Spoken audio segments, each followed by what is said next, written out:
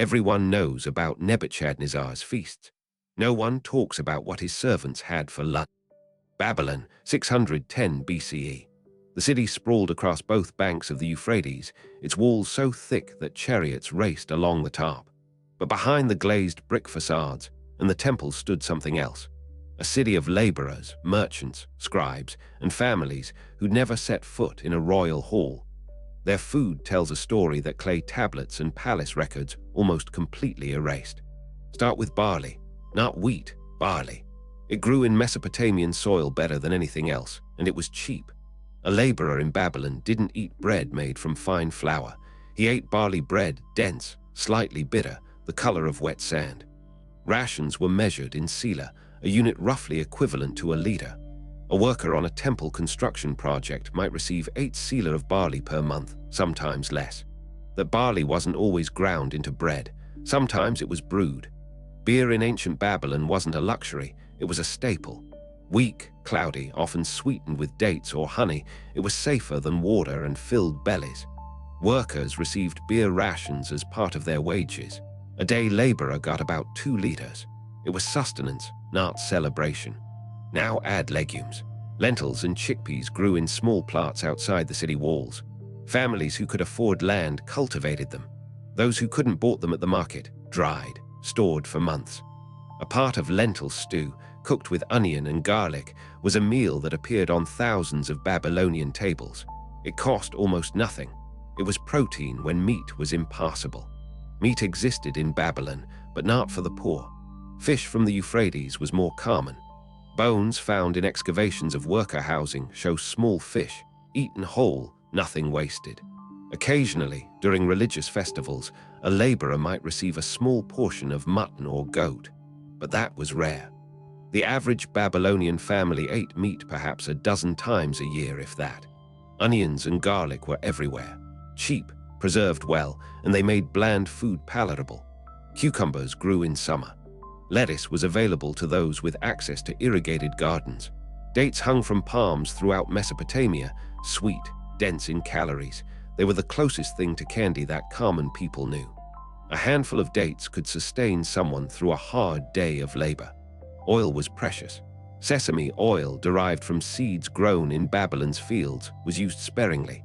A poor family used it for cooking perhaps once a week. Honey served as both sweetener and preservative. But again, it was rationed. A household would have a small jar stretched across months. Spices like cumin and coriander existed, but most laborers never tasted them. Those were for the palace. Here's what archaeology has revealed that most people don't know.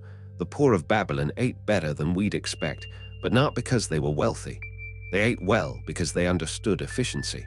Every part of a plant was used. Grain husks became animal feed or fuel. Vegetable scraps went into stock. Nothing was wasted because poverty demanded ingenuity. A typical meal for a Babylonian worker might look like this. Barley bread dipped in a thin lentil soup flavored with onion and garlic. Perhaps a small cup of beer alongside. If he was fortunate, a few dates at the end. This was lunch. Breakfast was bread and beer.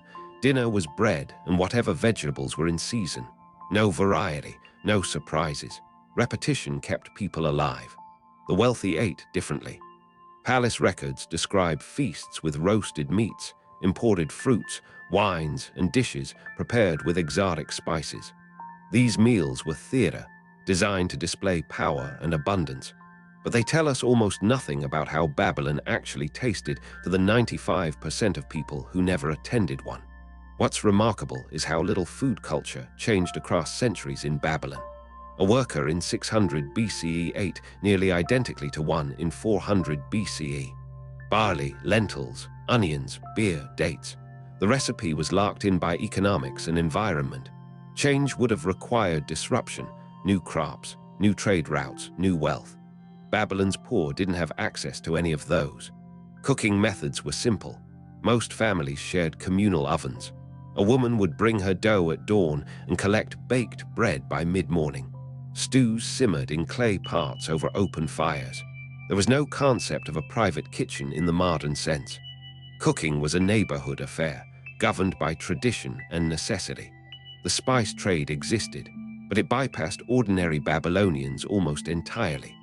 Pepper, cinnamon, and cloves from distant lands passed through Babylon's markets on their way to Egypt or Persia. They cost more than most workers earned in a month. The flavors that defined Babylon for the wealthy, saffron, cardamom, exotic oils, were literally invisible to the poor. Salt was expensive. It had to be produced from the marshes south of the city or traded from distant sources. A laborer might have used salt sparingly, perhaps a few times per month. Most dishes were flavored primarily with onion, garlic, and bitter herbs, whatever grew nearby and cost nothing. Milk and cheese existed in Babylon, but mainly in rural areas. Shepherds and farmers consumed these foods. In the city, they were luxuries. A laborer might trade a day's wages for a small wheel of cheese. This created a clear divide. Urban poor ate grain and legumes. Rural poor had access to dairy. Both were poor. Their diets were simply different expressions of the same constraint, scarcity. What we eat shapes who we are.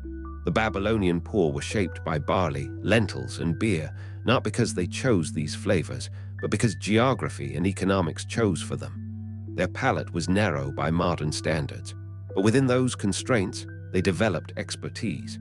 They knew how to make barley delicious. They understood fermentation. They could stretch a single part of lentils across a family of 5.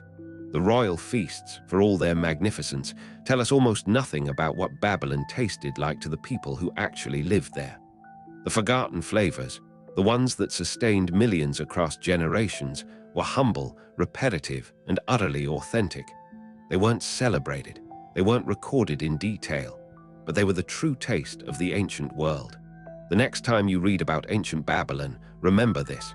Behind every story of kings and temples were thousands of kitchens where the same meal appeared night after night. Not because it was extraordinary, because it was all there was. And that truth, ordinary, persistent, invisible to history, is far more revealing than any feast ever recorded. Subscribe to uncover the daily lives of ordinary people in ancient civilizations, the stories that never made it into the history books.